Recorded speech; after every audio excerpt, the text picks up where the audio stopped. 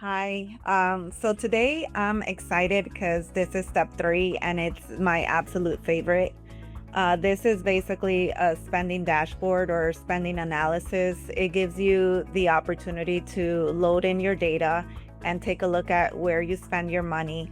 A couple of weeks ago, I think there was a post on regarding your money habits and what that says about about you or what kind of spender you are or why you have those money habits. And I believe it was more for the emotion behind it. However, it also will tell you where you like to spend your money. And maybe it does have to do with an emotion. But for me, I was not surprised when I loaded my data and I saw what my top category was because it aligns with who I am as a person and where I like to spend my money. So let me go ahead and walk you through some of these things. So what I'm going to do right now is I'm going to import um, different files. They're either Excel or .csv files, and they could be from any bank or, any transaction file. There are categories that are going to be populated if that statement or the information you're loading already has a pre-populated category that comes in with it. Some don't. And you have the ability to export the data once you're done. So let's go ahead and get started. Right now, what I'm going to do is load in the data. So on here, it pretty much reads the file and it tries to pre-populate it. The only thing that I am updating is the account name, just to identify what type of credit card it is related to. And give me 1 second because I am going to load some more.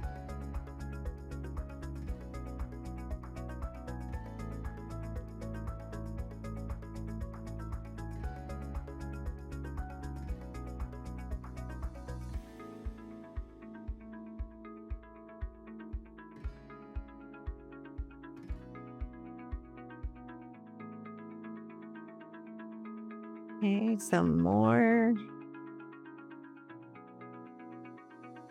Oops.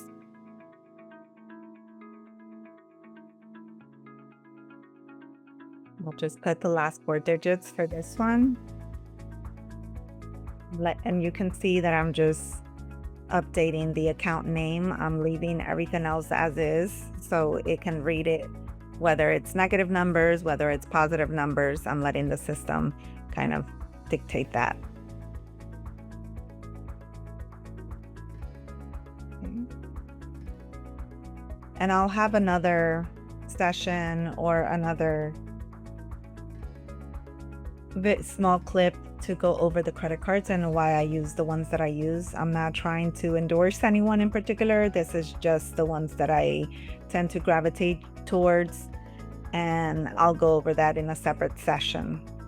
And last but not least,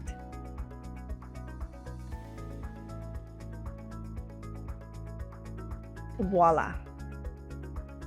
So you'll see here, it says 2025 to 2026. So I'm just going to gravitate to 2026 because that's kind of my focus, is just year to date where we stand. And not surprising to me, but my top category is travel. I love to travel.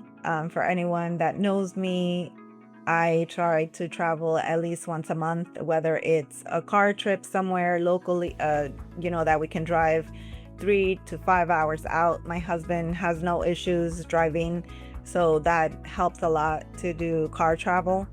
And also in the summer, there's some expenditures that are already included in here. That is because of summer. So we try to do some more international travel in the summer because we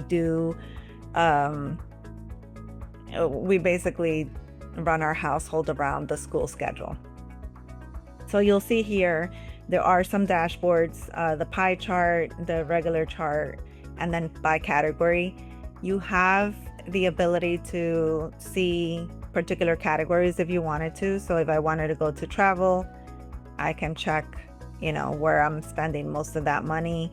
If I go to dining, you can dig down into each category.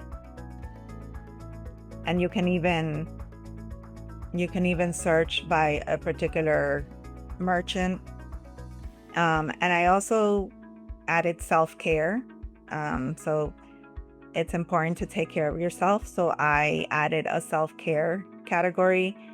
When you load this in, some of these categories are already pre-populated because I had it set up to do this video. However, if there are any uncategorized, if there's a file that doesn't have categories already built in, the system will give you the option to categorize them. It will have a category called uncategorized, and you're able to create your own category.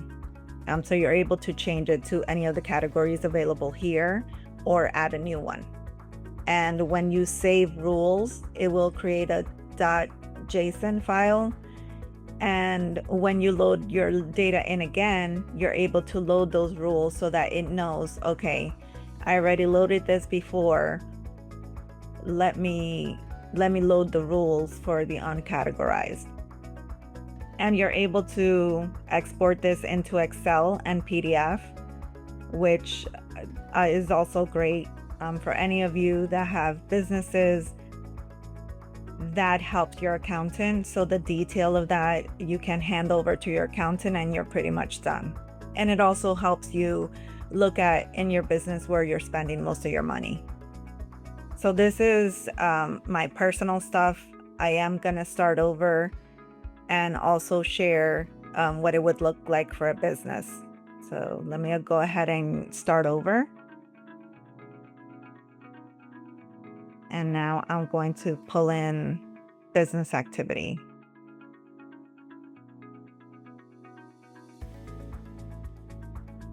And this I do for my husband's business, and voila, it literally, it just populates on here, and you are able to see and work with your accountant. If something doesn't make sense and you want to recategorize, you're able to, update that, and it will do that. So I'm going to also export this in Excel and PDF, and we'll take a look at what those files look like. So this is the PDF version.